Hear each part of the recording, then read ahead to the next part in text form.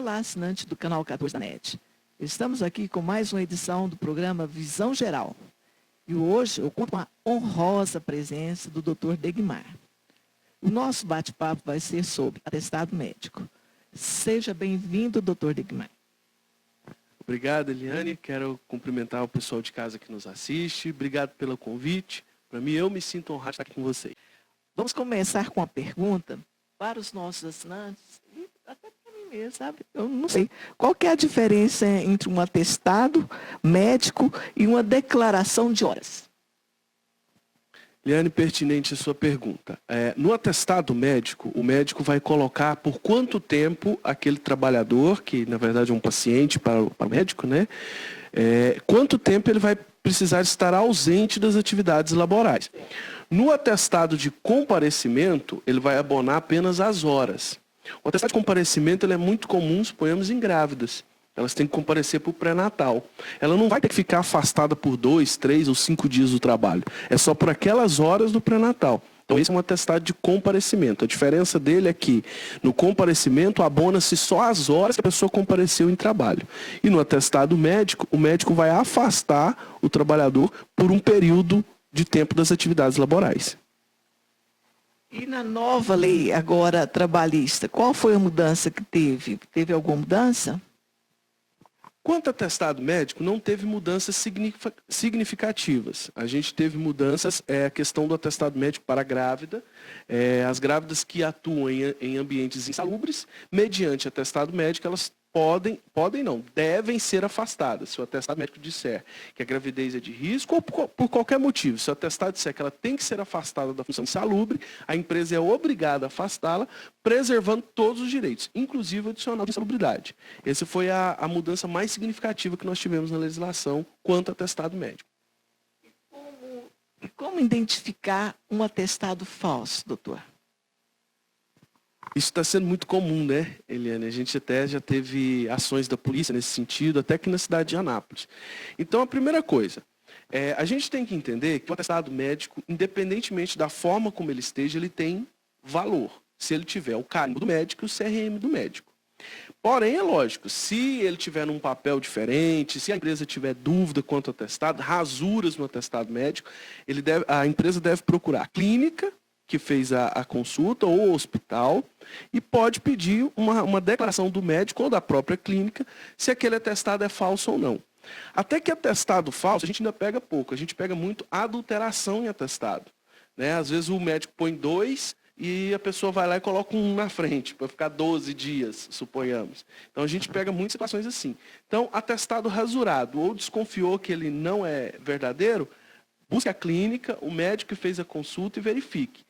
Se o atestado for falso ou tiver adulteração no atestado, mediante a declaração do médico, a empresa vai fazer um boletim de ocorrência, constatando que aquele atestado é falso, e aí pode demitir o trabalhador por justa causa, por apresentar um documento falso.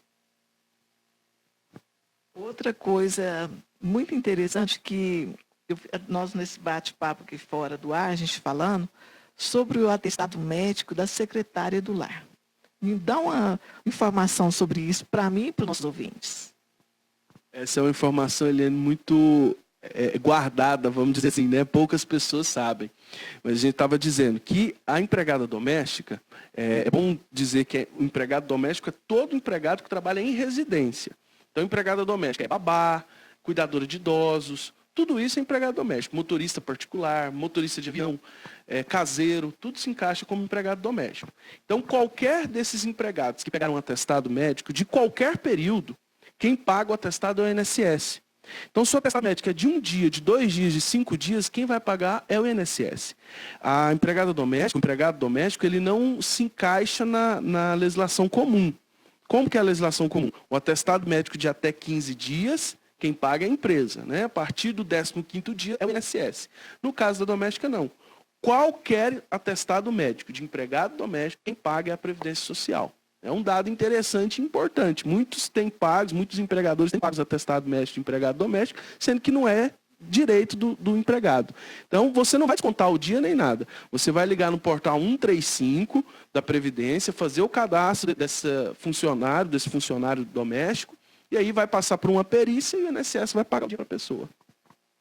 E quanto CID no atestado? Porque muitas pessoas falam que, assim, advogados mesmo, né, do direito trabalhista, falam que não pode colocar o CID mais no atestado médico, é verdade? Bem, o que existe é que em alguns casos específicos existem algumas decisões judiciais de médicos que colocaram CIDs em atestados que expuseram a intimidade da pessoa. Mas a regra geral é que o atestado tem que ter o CID. Por quê? Porque o próprio INSS exige o CID no atestado. Um dado interessante também que a gente falava fora do ar. Um empregado, se ele pegar um atestado de 30 dias, 15 dias a empresa vai pagar, os outros 15 dias o INSS vai pagar. A lei diz o seguinte, que atestados de CIDs iguais ou correlacionados dentro de um período de 60 dias, eles são cumulativos. O que é isso? O funcionário foi lá, pegou um atestado de 5 dias. Aí ele volta a trabalhar, passa mais 5 dias, ele vai de novo no médico, pega um atestado de mais 10 dias. Então deu 15. Aí ele volta a trabalhar depois daqueles 10 dias, passa ali uma semana, ele vai no médico de novo e pega um atestado de mais 2 dias. Então ele já pegou um de 5, pegou um de 10 e agora pegou um de 2. O de 5 e o de 10, se for com CIDs iguais, eles acumulam para a empresa. Ou seja, a empresa já fez o papel dela, já pagou os 15 dias. Mesmo o atestado não sendo consecutivo. Se ele for de CIDs iguais ou correlacionados, eles vão acumular. Então, o funcionário pegou, nesse exemplo nosso, um atestado de 5 dias, voltou a trabalhar, pegou um de 10. Deu 15 dias. Ele volta a trabalhar e pega um de 2 dias. Deu 17. Esse atestado de 2 dias, se for pelo mesmo CID dos 2 atestados anteriores, quem vai pagar é o INSS, não é a empresa. Porque a empresa já pagou a parte dela, que é os 15 primeiros dias. Mas para ela saber isso, tem que ter o CID no atestado. O Conselho Federal de Medicina, até onde nós estudamos, ele tem uma portaria que diz que o médico é obrigado a colocar o CID se o paciente quiser, se for do interesse do paciente. Então, ele é obrigado a colocar o CID se o paciente quiser que ponha. Se o atestado médico vier para a empresa sem CID, ela pode enviar o atestado para o médico do trabalho. Toda empresa é obrigatória a ter o PCMSO e o PPRA. O PCMSO é o Programa de Controle Médico de Saúde Ocupacional. Quem assina o PCMSO da empresa é o médico do trabalho. Então a empresa tem que ter um médico do trabalho, mesmo que não seja um médico contratado pela empresa, porque empresa de pequeno porte não vai contratar médico. Ela vai contratar uma clínica terceirizada para fazer aqueles ASOs, atestado de saúde ocupacional, ASO admissional, ASO demissional. Então ele envia esse atestado médico para o médico do trabalho e o médico do trabalho apenas anota o CID. Por quê? A gente precisa saber por qual doença a pessoa está pegando o atestado. Porque se ela pegar ali 15 dias de atestado, mesmo que não sejam consecutivos, a parte da empresa já está cumprida. O próximo atestado dela, quem paga é o INSS. Então, muitas empresas pagam atestados que não são direito dela pagar, né? Que é o direito do INSS pagar. Então, a gente tem que estar atento a esse tipo de coisa, esse tipo de situações que acontecem dentro das empresas. E uma empresa, ela pode recusar um atestado médico? A princípio, a empresa não pode recusar, a não ser que ela tenha um motivo contundente. Atestado rasurado, atestado falso, mas mesmo que o atestado seja rasurado ou falso, o ideal é que a empresa procure a clínica, como a gente falou, ou o médico, para testar se esse atestado é falso ou não. A princípio, a empresa não pode recusar atestado. Ela tem que compreender o atestado. A primeira pergunta que você fez foi muito pertinente. Qual a diferença de atestado de presença, né? Aquele atestado de horas e para o atestado médico normal. O atestado médico normal vai afastar a pessoa do trabalho por 1, 2, 3 ou 5 dias. O atestado médico de horas é só aquela consulta. Ele só atesta que a pessoa estava ali naquela consulta. Então, muita gente não... o atestado de comparecimento, né, que é o termo correto. Muitas empresas não estavam aceitando atestado de comparecimento. Ora, atestado de comparecimento ele tem valor. Ele só não abona o dia inteiro, se o médico colocar lá que necessitou do dia inteiro. Se ele colocar, o paciente necessitou do período vespertino para vir a consulta médica, significa que de manhã esse funcionário tinha que estar trabalhando. Ele trabalharia de manhã e ele só teria atestado do período vespertino. Né? Se ele não foi trabalhar de manhã, desconta-se o período da manhã do salário dele e acredita só o período da tarde, que é o período de atestado. Então, essas observações é importante que as empresas façam, porque nós estamos num momento de crise financeira, né, onde o nosso país se recupera a economia nesse momento, e às vezes a empresa está pagando coisas que não é dever dela pagar. Ela está abonando coisas que não é dever dela abonar. Então, isso é custo para a empresa. Ela tem que estar atenta, porque esses custos, querendo ou não, uma hora vão somando e dá um valor grande no final. Outra coisa, doutor, nós falamos, inclusive eu fiz uma matéria no Jornal Visão, e lá você mesmo me chamou a atenção sobre os acompanhantes. Vamos falar um pouquinho sobre isso? É verdade. Às vezes nós estivemos juntos e eu fiz essa observação para você. A legislação ela não traz a obrigatoriedade da empresa pegar atestado de acompanhante. A gente pega muitos casos lá no Ministério do Trabalho nesse sentido. O trabalhador vai lá e fala, eu estava com meu filho, menor de idade, vamos supor, a mãe que é separada, só tem a mãe, e eu precisava acompanhar meu filho na internação por uma semana. O médico me deu um atestado de acompanhamento, mas a empresa não quer abonar os dias.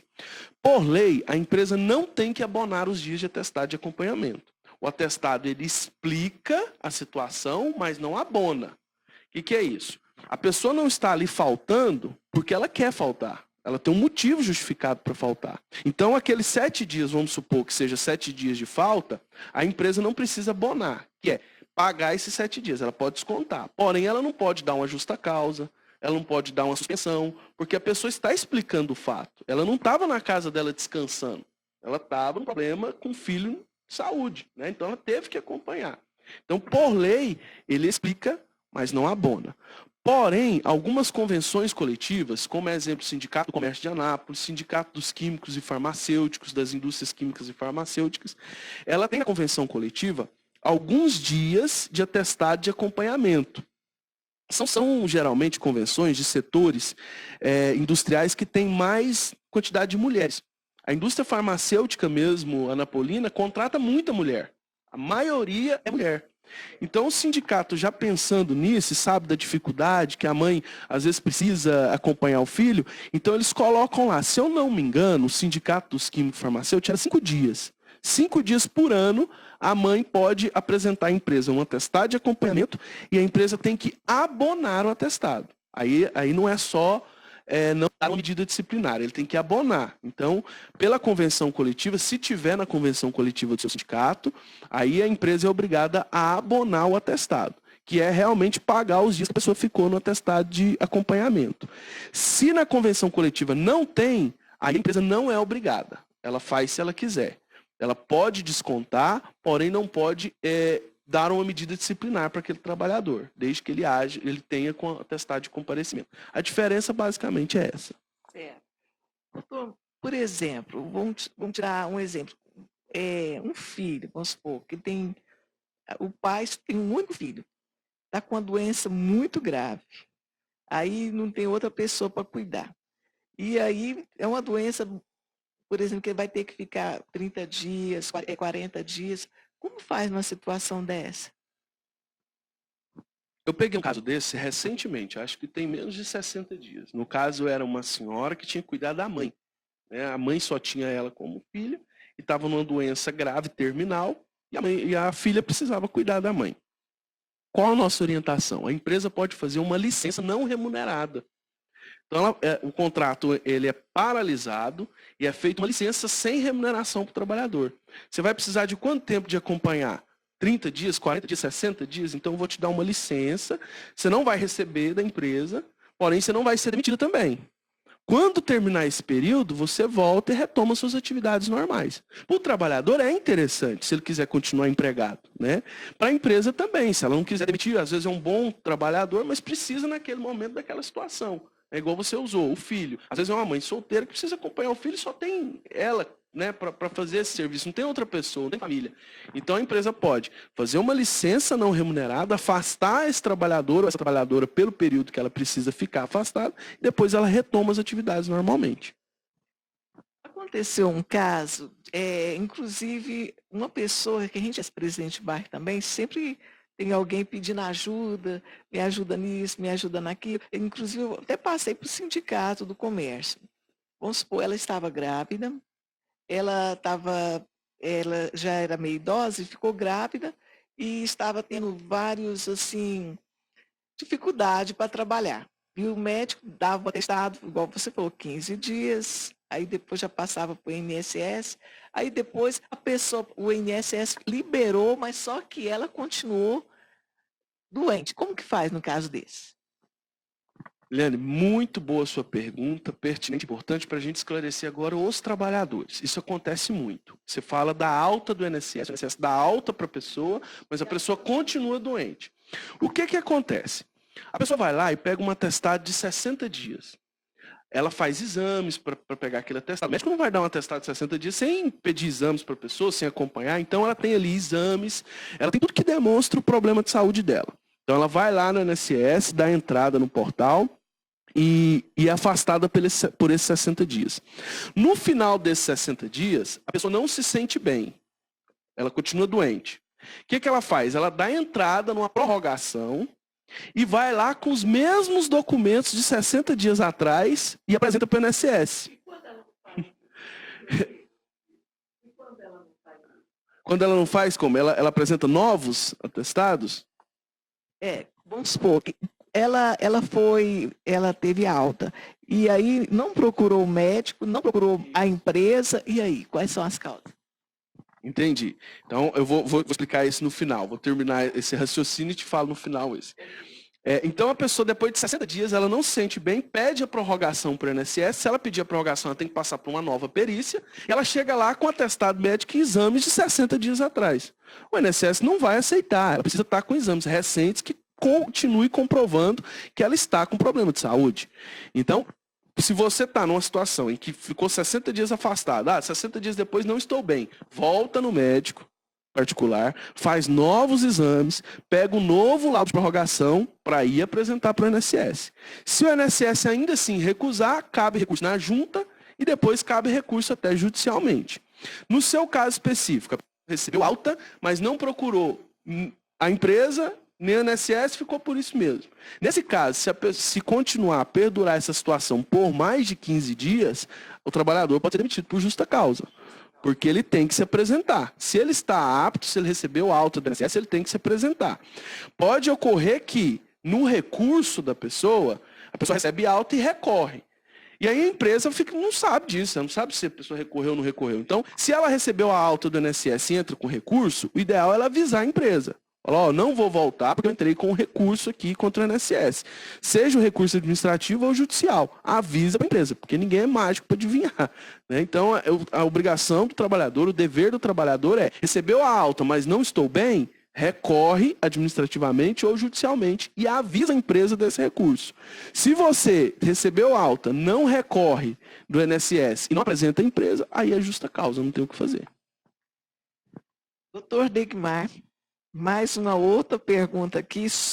Hoje, sabe quem que pediu para me fazer essa pergunta para você? Minha secretária. Ela quer saber o seguinte, agora está tendo novas regras para o FGTS. E ela, como secretária do lar, ela precisa de esperar o aniversário dela para ela receber o FGTS dela? Como que é? Bem, são dois fatos diferentes, distintos que estão acontecendo com o INSS. Primeiro, com o FGTS, desculpa. Primeiro é a liberação dos R$500, que é esse ano agora, de acordo com a data de aniversário da pessoa, existe um calendário na Caixa Econômica, que começou agora em setembro, vai terminar em novembro, se eu não me engano. Então, de acordo com a data de aniversário, no mês de aniversário, a pessoa saca esses R$500 do FGTS na Caixa Econômica. Outro fator é esse outro saque na data do aniversário. Isso o governo editou uma portaria ou um decreto, eu não me lembro qual instrumento jurídico que ele editou, e que vai liberar parte do FGTS da pessoa no mês de aniversário. Só que isso só começa no ano que vem, só para 2020. Esse agora vale ainda, os R$500, que vai agora o calendário de setembro a novembro. Então, os trabalhadores procurem a Caixa Econômica. Quem é correntista da Caixa já deve estar recebendo na própria conta corrente. Quem não é, tem que seguir o calendário, mas é bom ir na Caixa Econômica, porque a gente está com outro caso também. Tem empresas que não estão depositando FGTS. Então, o trabalhador vai lá agora para tentar sacar os R$500, não tem nada na conta. Então, se essas situações existir, vocês têm que procurar o Ministério do Trabalho para a gente poder proceder à regularização do seu FGTS. Então, esses R$500 vai estar disponível de setembro a mais ou menos meados de novembro. E a partir do ano que vem, o trabalhador vai sacar uma parcela do FGTS, que não está definida, vai depender da quantidade, do valor de FGTS depositado, vai ser uma porcentagem, ele vai sacar no mês de aniversário se ele fizer a opção de saque. Ótimo, então mais um dinheiro que está entrando a mais, né?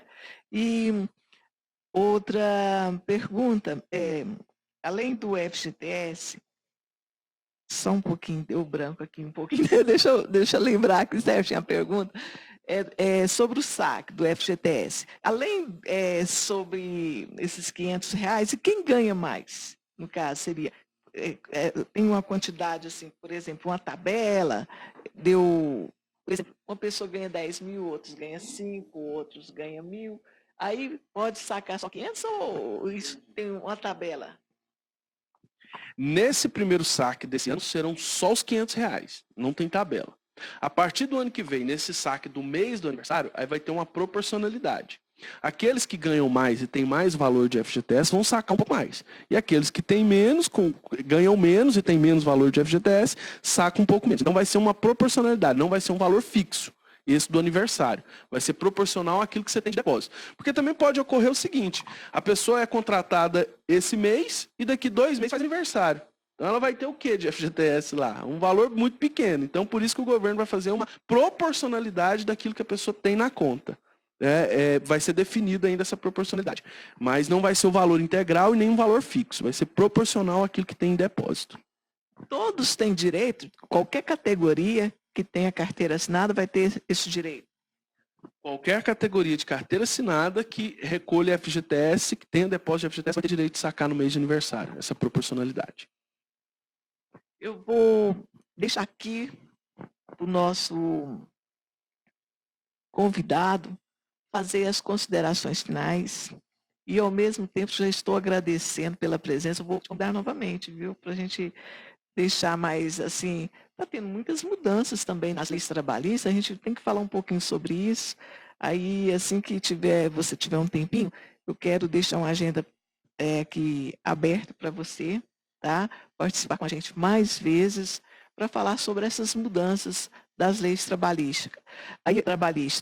E eu quero também deixar aqui as considerações finais para o Dr. Degmar passar para os nossos assinantes da NET, e já te agradecendo, Dr. Degmar. Liane, eu que quero agradecer o seu convite, agradecer ao Canal 14 por nos receber aqui. É um prazer para mim muito grande. Eu estou à inteira disposição de qualquer trabalhador, de qualquer empregador. O Ministério do Trabalho fica na 15 de dezembro, número 536, próximo ali ao Restaurante Goiano, a antiga Tele Goiás. Então, qualquer trabalhador, qualquer empregador que tenha dúvida, eu estou ali atendendo todos os dias. A minha função é atender trabalhadores, atender empresários que têm dúvidas sobre a legislação trabalhista e orientar da melhor forma. Quero, novamente, reiterar os agradecimentos. Me coloco à disposição. Tem muitos assuntos para a gente falar, tem muitas mudanças na legislação e muita dúvida também, tanto de trabalhadores quanto de empregadores. É um prazer para a gente poder esclarecer essas dúvidas e dar um caminho correto às pessoas. Muito obrigado, que Deus abençoe a todos. Obrigada a você, assinante da NET. Estamos aqui, mais uma vez, nos despedindo e espero contar com a sua audiência amanhã, no mesmo horário. Até amanhã, se Deus quiser. Você fica agora com o apoio cultural do programa Visão Geral. Restaurante Chamas Grill, comida caseira, cardápio variado, churrasco na brasa, service selfie, aberto de segunda a sábado, das 11 às 15 horas. Rua 7 de setembro, número 627. Teleentregas 3943-8146. Restaurante Chamas Grill, opção de qualidade para o seu paladar. A água mineral natural cristaliza pH 7.35 é extremamente pura e cercada de qualidade. É de paladar leve e revigorante. Entre em contato com o distribuidor. Fone 62 33 13 81 56 ou fale com Vilmar 62 9 92 88 81 78. Água é vida. Minas.com Consórcios Múltiplos, caminhões, automóveis, motos, imóveis, financiamento, seguros. Fale conosco pelo fone 3099-7722 ou fale com Nério Oliveira através do 99194-7759 ou pessoalmente na Avenida Minas Gerais, número 122, bairro Jundiaí. Acesse nosso site www.minasgo.com. A Autoescola Reis possui 18 anos de experiência na formação de condutores e também é pioneira na implantação do programa de inclusão de portadores de necessidades especiais, com isenções de impostos na compra do veículo. Venha para a Autoescola Reis.